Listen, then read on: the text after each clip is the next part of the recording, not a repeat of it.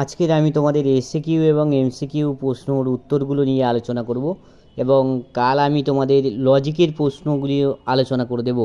সুতরাং আজকে তোমরা উত্তরগুলো দেখে নাও ভালো করে, কোনগুলো তোমরা ঠিক করে এলে বা কীভাবে করে এলে। দেখো ভালো করে দেখো।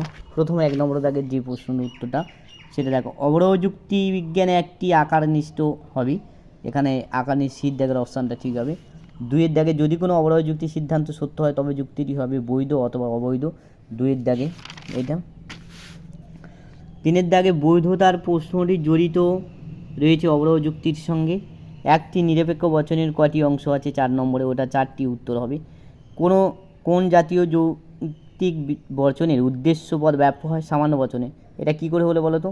তোমার ধরো, এটা তোমরা ভালো করে জানো যে এ বচনের কোন পদ উদ্দেশ্য, এ বচনের উদ্দেশ্য পদ, আর ই বচনে হচ্ছে কি তোমার উদ্দেশ্য এবং বিধেয়। তার মানে এখানে কমন পাচ্ছে এটা, তার মানে হচ্ছে উদ্দেশ্য পদ ব্যাপ্য হচ্ছে। আচ্ছা, এ বচনে বিপরীত বিরোধী বচন কোনটি? ই বচন হবে। একই উদ্দেশ্য বিধেয় বিশিষ্ট ড্যাশ এবং ড্যাশ বচনের অধীন বিপরীত বিরোধের সম্বন্ধ রয়েছে। তোমরা এটা জানো যে আই এবং ও বচনের কোনো বৈধ নিরপেক্ষ ন্যায়ের অনুমানের সিদ্ধান্তে পক্ষপাত ব্যাপ্য হলে সেই পদটি অবশ্য আশপাশে ব্যাপ্য হতে হবে। নিয়মটি লঙ্ঘন করলে যে দোষ ঘটবে সেটা হলো অবৈধ পক্ষ দোষ হবে, এই নিয়মটা লঙ্ঘন করলে। তারপরে দেখো, ন্যায়ের কোন সংস্থানে প্রেজাপক মূর্তিটি রয়েছে? 4র্থ সংস্থানে। 10-এর দাগে যেটা, মিশ্র প্রাকল্পিক ন্যায়ের সিদ্ধান্তটি হবে নিরপেক্ষ বচন। আমি এটা ক্লাসে অনেকবার আলোচনা করে দিয়েছি বা তোমাদের নোটেও দিয়েছি। পি ভেল কিউ, এইটা নেগেশান পি অর্থাৎ কিউ, এইটা হচ্ছে ডিএস, এটা ডিজানডিসিলিজমের অবশ্য উত্তরটা ঠিক হবে। এটা উত্তরটা তোমাদের হচ্ছে ডিএস হবে। আচ্ছা, কোনো ওয়াইএস নয় অপি, তার মানে ই বচনে বুলিয়ে ভাষা হচ্ছে এসপি সমান 0। এবারে ওখানে ওয়াটা এসের গায়ে আছে, তার মানে এখানে উত্তরটা দাঁড়াচ্ছে এস বাদে পি সমান 0, মানে অপশান বিটা ঠিক। আচ্ছা, সাদা হাতি আছে, এখানে আই বচন এসপি নট ইজিক্যাল টু 0, তার মানে এখানে ভেনচিত্রটা দাঁড়াবে তোমার সি এর অপশানটা ঠিক আছে। আচ্ছা, পি ভেল, তার ব্যাকেট আছে পি হস্যই পি, এই যৌগিক বাক্যটি সর্বদা, অর্থাৎ এখানে ভেরিয়েবল একটা আছে, তার মানে এখানে সত্য দাঁড়াবে উত্তরটা। ওই উত্তরটা একটু দেখে নিয়ে, ওটাও ডাউট আছে একটু। পি সত্য হলে পি ভেল নেগেশান পির মান কী হবে? তার মানে এখানে একটার মান আমরা দিয়ে দিয়েছি, সেই মানটা যদি ধরে নিই তাহলে এখানে পি সমান টি, আর নেগেশান পি তার মানে তার অপোজিট, অর্থাৎ টি এর অপোজিটে, তাহলে হচ্ছে কি টি ভেল, তার মানে টি হবে, টি ভেল এফ, তার মানে টি হবে, তার মানে ভেলের সূত্র কী ছিল? এফ হবে, বাকি ক্ষেত্রে সত্য হবে। তাহলে এখানে সেই উত্তরটা জানাচ্ছে। এবং যদি পি ভেল কিউ মিথ্যা হয়, তার মানে এখানে মানটা দেওয়া আছে পি ভেল মিথ্যা, অর্থাৎ দুটো এফ হলে তখন মিথ্যা হচ্ছে, তাহলে এখানে মানগুলো বসিয়ে দিয়ে অর্থাৎ টি দাঁড়াচ্ছে উত্তরটা। তাহলে অপশান হচ্ছে কি এ। বৈজ্ঞানিক আরও অনুমানে আকারগত ভিত্তি হলো, তোমাদের দাঁড়াবে উত্তরটা ডি, প্রকৃতির একরূপতা নীতি ও কার্যকারণ নীতি।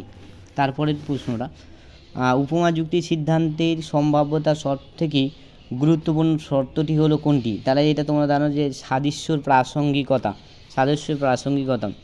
আরোহমূলক লাভ কোন জাতীয় যুক্তির মুখ্য বৈশিষ্ট্য? সেটা হলো আরোহ যুক্তির মুখ্য বৈশিষ্ট্য। পরিমাণের দিক থেকে কারণ ও কার্যের সমান, একথা বলেছেন কালভের্ট ডিড এই কথাটি বলেছেন। তারপরে প্রশ্ন দেখো, ক হলো ক্ষয়ের আবশ্যিক শর্ত, এ কথার অর্থ কী? যদি ক না ঘটে তাহলে খ ঘটে না, এটা তোমাদের অনেকবার বলেছিলাম যে অক্সিজেন না থাকলে দহন ক্রিয়া সম্পূর্ণ হয় না। বহু কারণবাদী সমর্থক বলেছেন, তাই তো? মিল এবং বেইন। মিলের যে পদ্ধতিটি কোনো অপ্রাসঙ্গিক ঘটনাকে বর্জন করতে পারে না সেটি হলো ব্যতিরেকী পদ্ধতি। এই উদাহরণটা দেওয়া আছে তোমাদের একটা ছকে, এটা হচ্ছে অন্যই পদ্ধতির উদাহরণ দেওয়া আছে। এবারে তোমাদের এসএকিউ যে প্রশ্নগুলো নিয়ে আলোচনা আছে, এখানে বলেছে যে যুক্তি কয়টি অংশ নিয়ে গঠিত এবং সেগুলো কী কী? যুক্তি হচ্ছে কি দুটো অংশ নিয়ে গঠিত, একটা হচ্ছে কি হেতুবাক্য এবং সিদ্ধান্ত। হেতুবাক্য দুটো থাকে, প্রধান হেতুবাক্য এবং অপ্রধান হেতুবাক্য, এটা দেখবে। যুক্তির আকার বলতে কী বোঝে? যুক্তির আকার হলো যুক্তির গঠন বিন্যাস বা তার কাঠামোকে যুক্তির আকার বলবো। বচনের বিরোধিতা বলতে কী বোঝে? এটা তোমরা জানো, একই উদ্দেশ্য বিরোধী দুটি বচনের মধ্যে যদি কেবলমাত্র গুণগত অথবা পরিমাণগত অথবা গুণ ও পরিমাণগত পার্থক্য থাকে তাহলে তাদের মধ্যে যে পারস্পরিক সম্বন্ধ তাকে বিরোধিতা বলে। উভয় বচন একসঙ্গে সত্য নয় কিন্তু একসঙ্গে মিথ্যা হতে পারে, তার মানে এই ছকটা তোমার এঁকে দেখাতে হবে। ডি মানে টিএফ হতে পারে, আবার ডি মানে টিএফ, তার মানে এখানে একসঙ্গে মিথ্যা হতে পারে কিন্তু একসঙ্গে কোনো দিন সত্য হতে পারে না এই দুটো। তাহলে বিপরীত বিরোধিতা, এইটা তোমাদের আমরা টেস্টে দিয়েছিলাম এবং সেটা কিন্তু বোর্ডেও এসছে। দেখো, এ বচনের সত্য মূল্য সত্য হলেই তবে ওর অসম বিরোধীটার সত্য মূল্য কী হবে, তা বেশ। এ বচনের সত্য মূল্য যদি টি হয়, বড় হাতে টি, তার আই বচনের সত্য মূল্য হচ্ছে সত্য, তাহলে উত্তরটা দাঁড়াবে সত্য। সকল মানুষ হয় বুদ্ধিবৃত্তি সম্পূর্ণ দ্বীপ, বচনটি বিবর্তন, তার মানে এ বচন আছে, এ বচন বিবর্তন করলে হচ্ছে ই বচন হয়, কোনো মানুষ নয়, অবৃত্তি সম্পূর্ণ জীব। একটি বিকল্প স্বীকারজনিত দোষের উদাহরণ দাও, তার মানে বিকল্পকে স্বীকার করব। রাম জীবিত অথবা মৃত, রাম জীবিত অথবা এখানে তোমার সিদ্ধান্ত হবে রাম নয় মৃত, তার মানে এখানে বিকল্প স্বীকারজনিত দোষ ঘটেছে। একটা হচ্ছে কি এমটির উদাহরণ দিতে চেয়েছে, নিষেধমূলক নিরপেক্ষ প্রাকল্পিক ন্যায়, তার মানে মোটা স্টোলেন্স এমটি, পি হস্য কিউ নেগেশন পি, ওটা এমটির উদাহরণ। কোনো দার্শনিক নয় কবি, এটা ও বচন, ও বচনে বুলি ভাষ্য হচ্ছে কি পি বার এস সমান not is equal to zero, P বাদে এস সমান not is equal to zero, মানে পি সমান পিটা বাদ দেবো, পিটা বাদ দিলে এখানে দাঁড়ানো পিটা বাদ দেবো, পিটা বাদ দিয়ে এস সমান not is equal to zero, তার মানে এখানে এসের ঘরে, তার মানে এসের ঘরে গুণ চিহ্নটা হবে, এসের ঘরে হবে, এসের ঘরে। আচ্ছা, এ বচনে বুলি ভাষ্য পি বাদে এ সমান জিরো, এটা হচ্ছে বুলি ভাষ্য চেয়েছে।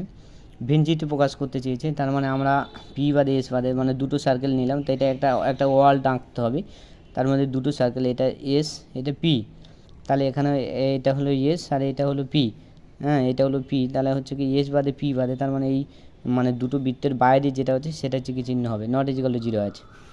এমন নয় যে রাম যাবে, এটা আমরা তোমাদের অনেকবার বুঝিয়েছি যে রাম ঘটিয়ারানিয়াতে যাবে না বা রাম বাজারে যাবে না, তার মানে এমন নয় যে রাম বাজারে যাবে, তার মানে আর সমান রাম ধরেছি আর নেগেশন আর। এ বচনাঙ্কারটি কখন মিথ্যা হবে, দেখো মিথ্যা কখন হয়, দেখো যদি টি থাকে সত্য হয়, এফ থাকলে সত্য হয়, বাকি ক্ষেত্রে টিপিল বারের মিথ্যা হবে, তাহলে পি এর মান টি এবং এফ ধরলেই মিথ্যা দাঁড়িয়ে যাচ্ছে। পি ডট কিউ সত্য হয়, যদি এটা সত্য হয় পি এবং কিউর সত্য মূল্য, তার মানে ডটের ক্ষেত্রে দুটো সত্য হবে, পি এর মান সত্য কিউর মান সত্য, তবেই সত্য মূল্যটা সত্য দাঁড়াচ্ছে। মন্দ উপমা যুক্তি বলতে কী বোঝো, যখন দুটি বস্তু বা ব্যক্তি বা ঘটনার মধ্যে কোনো বিষয়ে যে সাদৃশ্য লক্ষ্য করা যায়, সেই সাদৃশ্য লক্ষ্য করে অন্য কোনো বস্তু বা ঘটনার মধ্যে যদি সেই সাদৃশ্য লক্ষ্য করে অন্য একটা সাদৃশ্যের কথা আমরা অনুমান করতে পারি, তাহলে তা হলো মন্দ উপমা যুক্তি। যেমন মানুষের মতো জীবের জন্ম মৃত্যু আছে, এটা হচ্ছে মন্দ উপমা যুক্তির উদাহরণ আমরা বলতে পারি। উত্তম উপমা যুক্তি মানে একটা ভালো উপমা যুক্তির উদাহরণ একটা কী হচ্ছে, পৃথিবী ও মঙ্গল উভয় গ্রহ, এটা মানতে পারি, পৃথিবীতে যেমন জীব প্রাণী আছে মঙ্গল গ্রহে সেরকম জীব আছে, ওখানে মঙ্গল গ্রহেও জীব আছে, এটা হচ্ছে কি তোমার উত্তম উপমা যুক্তির উদাহরণ। অবৈজ্ঞানিক আরো অনুমানকে লৌকিক আরো অনুমান বলে কেন, কারণ তোমরা জানো অবৈজ্ঞানিক অনুমান হচ্ছে অবাধ অভিজ্ঞতার উপর ভিত্তি করে গড়ে ওঠে, এটা লৌকিক মানুষ বা জনসাধারণের বিশ্বাসযোগ্য বলে একে লৌকিক অনুমান বলা হচ্ছে, ঠিক আছে, অবৈজ্ঞানিক অনুমানকে। আরও অনুমানে বস্তুগত ভিত্তি কি পর্যবেক্ষণ ও পরীক্ষণ। পর্যাপ্ত সত্য কাকে বলে, যে ঘটনাটি উপস্থিতির জন্য আলোচ্য ঘটনাটি ঘটবেই, সেটা হলো পর্যাপ্ত, যেমন বৃষ্টি পড়লে মাটি ভিজবেই। কারণে পরিমাণগত লক্ষণের মূল ভিত্তি, দেখো কারণে পরিমাণগত লক্ষণ বলতে আমরা কার্য কারণের সমান, কারণ হচ্ছে কার্যের সমান, এটা আমরা জানি। এবং এখানে মূল ভিত্তি যদি বলে সেটা হলো বস্তুর নিত্যতার নিয়ম আর শক্তির নিত্যতা নিয়ম, এই দুটো বলতে পারো।